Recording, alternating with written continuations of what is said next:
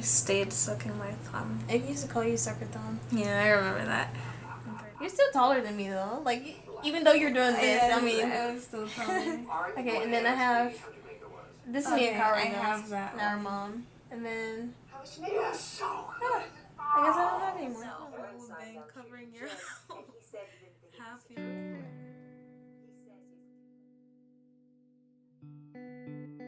Going into foster care was it was shocking, I would say. There was a point in time where you just didn't know anything. You know, you didn't know where you would be. You didn't know if your sister would be taken away from you or if you would still be together.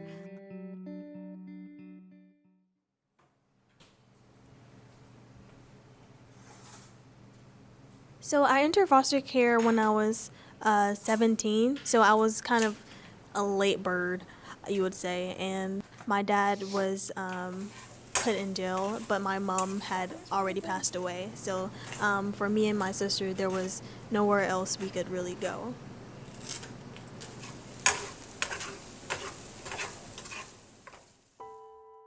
Some of the issues I faced as a foster care kid was definitely finding like the college that I wanted to go to. I did have the people at school to help me.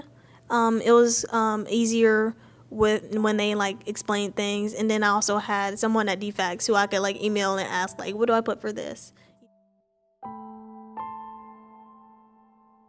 I had turned 18, so I had to go to court to say like if I wanted to stay in the foster care system or sign myself out, and that was a whole ordeal that was kind of stressful for me, and it kind of scared me because when I turned 18, it just seemed like automatically I was an adult. I had to make all of these adult decisions, and I didn't really feel prepared for it. It was like an ultimatum. I was picking between my foster parent who wanted me to sign myself out because she was kind of tired of being reported, by the DFACS.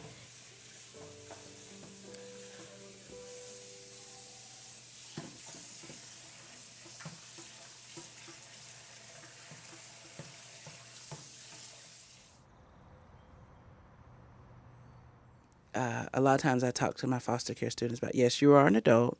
You can make adult decisions. But, care, we strongly encourage our foster care students to stay in care and access those resources because it pays for college and tuition. Is it a perfect system? Nothing is. Is it better than having no resources? Yes. Hey, this is Mark. KSU will close their housing for 2 weeks this summer. So say a student is taking classes all summer. Well, that ETV money is paying for them to go to school and supporting them in housing. Those 2 weeks when school shuts down, housing shuts down, you're not in classes anymore, ETV shuts down because it's tied to them being actively sitting in class. So then that's when I jump in with my program because my kids go homeless.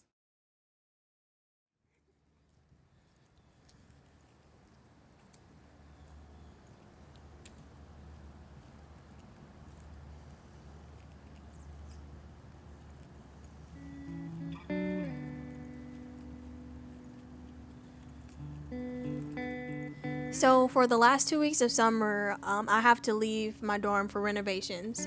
During those 2 weeks, I'll go probably to a hotel room, and that would be taken care of by the care services. With my stuff, I'm gonna try to find storage. If not, I will ask friends to see if I can put my stuff with them. Last year when I was going through the same situation, my boss actually picked me up from the hotel room to take me to work. Somewhere down the line, I do want to have responsibility, learn how to manage budget.